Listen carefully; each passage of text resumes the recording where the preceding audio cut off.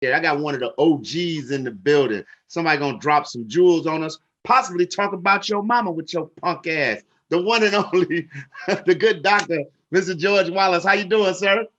Hey, good morning, everybody. Good morning. I'm doing very good. I'm so happy to be here with you, Leon. It's Hey, a man. beautiful Lenny. What do we call you, Leon or Lenny? Leon, don't call me Lenny, man. My daddy hate that. Well, that's what they put in the program, Lenny. So I'm going to call you, hey, and I am your real daddy. So we on that already out the gate, George. We didn't even get a question out yet. You going hard already? No, we're doing good, man. Good to hear you and talk to you. Now, you based out of Chicago? All day, brother. Born and raised. Did you just say WGCI? All day. You know. Come on, you know you what's up. You sitting in my chair. You sitting in my chair with your fucking ass. You better get your ass up out of my chair. Yes, sir, man. Man, listen. I remember your rants against my man Crazy Howard McGee used to be epic, bro. Y'all used to go at it, man. Yes. And I was like, I want to do that one day. I want to be on the radio like Big Bro, man. How you been doing, sir?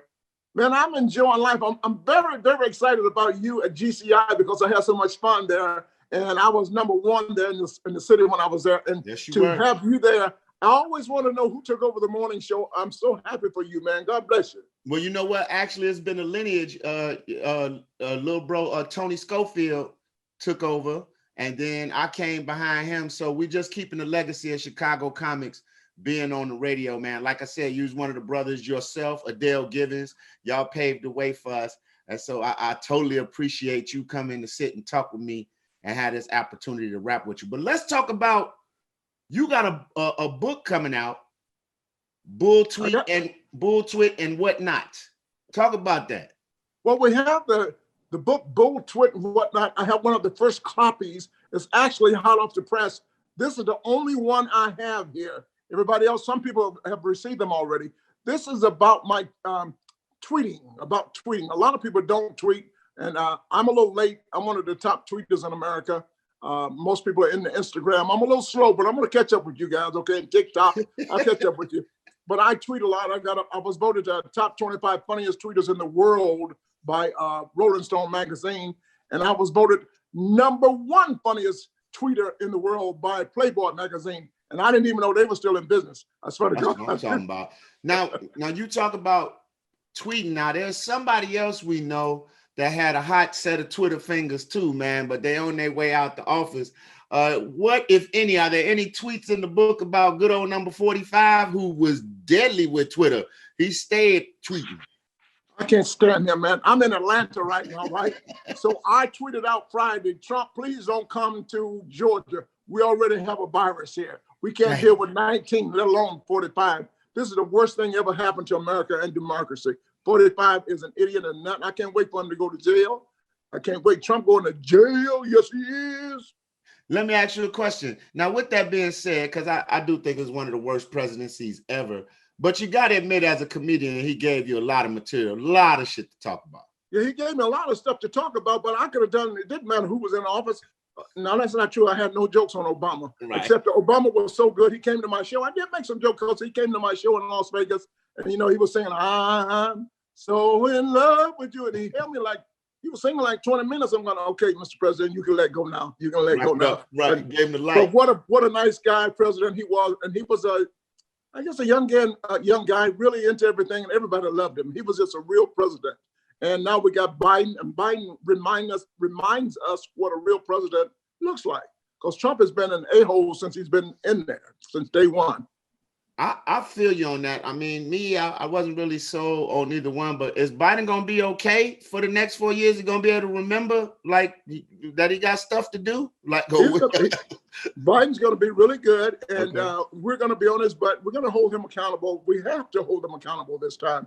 And, he says he's going to deal with Black people better. You have to. Not only Black people, young people. There's a lot of things that are happening right now that we got to straighten out, even climate control. We got to work on some things people don't. And then, global, what do you call it?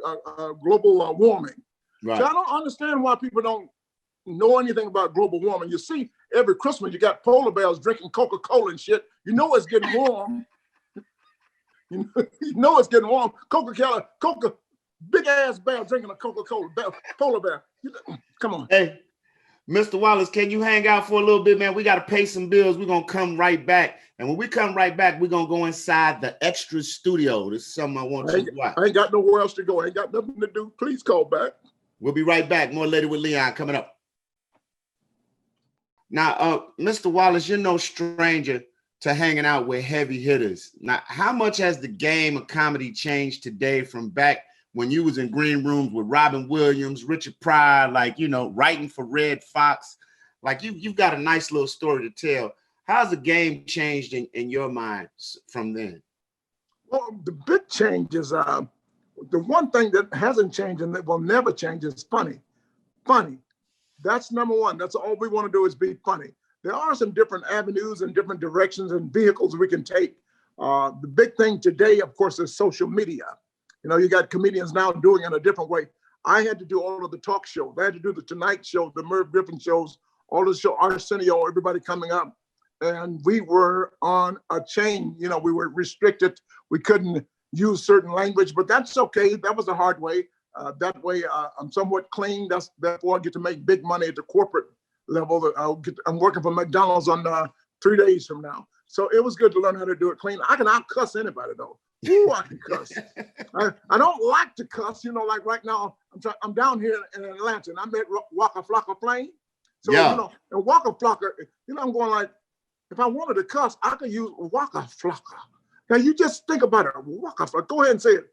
Waka Flocka. That feel good. It feels good. I was at church Sunday. My bishop walks up in the pulpit. I said, look at this Waka Flocka walking up in here like this.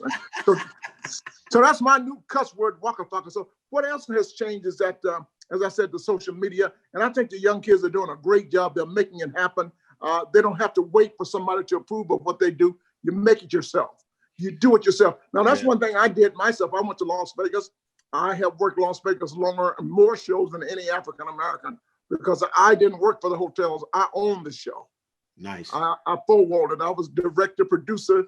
I did all of the marketing, advertising. I did all of that myself in a big room on the Strip at the fabulous Flamingo. That's the first hotel on the Strip.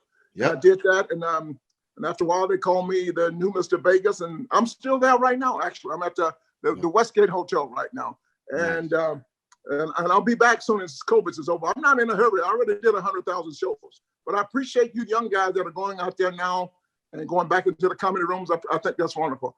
I'm in a hurry, but I'm still writing jokes. George, before we get out of here, man, first of all, the world needs you on this new app called Clubhouse. You would be absolutely amazing on there. I'm going to have to hook you up with it. I got to put you on, brother, because you will kill. They already put me on. I got to get on there yesterday. Man, yeah, we'll do that. Yeah. And secondly, one last thing, we got 2 minutes left. Real quick, 30 seconds. What do you want to say to the world going into this new era, coming out of the pandemic, new presidency? What do you want to say to America? America, no matter what you do, make sure you keep laughing. Laughter is the greatest medicine in the world. When you stop laughing, you stop living. No matter what you do, keep laughter in your life. And laughter is the best medicine in the world, speaking of the pandemic. You keep laughing, okay? It's free medicine too. And I tell you another thing, that's why I encourage everybody to overdose on laughter. Keep it in the reach of children. And then after you're laughing for 4 hours, then you call your doctor and give the doctor the prescription so the doctor can laugh too. There's no more powerful medicine in the world than laughter. The greatest comedian in the world, Joel Osteen, starts his sermon every morning with what? A joke. So keep laughing. When you, like I said, when you stop laughing, you stop living. I appreciate you. I love you. And there's absolutely nothing you can do about it. I love you too, man. Hey, real quick, man, before we get out of here, I want to let everybody know, all my soulmates out there, you want to see more Fox Soul content, go to www.foxsoul.tv, download the Fox Soul app. You can watch us on Samsung TV Plus, Fox Now, Fire TV, Roku, YouTube, Apple TV, Zumo, and Tubi. And don't forget the book, Bulltwit. GeorgeWallace.net, GeorgeWallace.net, Bulltwit. And that's a lot of Bulltwit.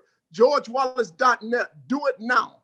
That's it for Later with Leon, man. I hope y'all love me because I love y'all. Hey, out there in America, if you see something going wrong in these streets, say something. God bless. Catch you next week with your punk ass. With your punk ass. There you go.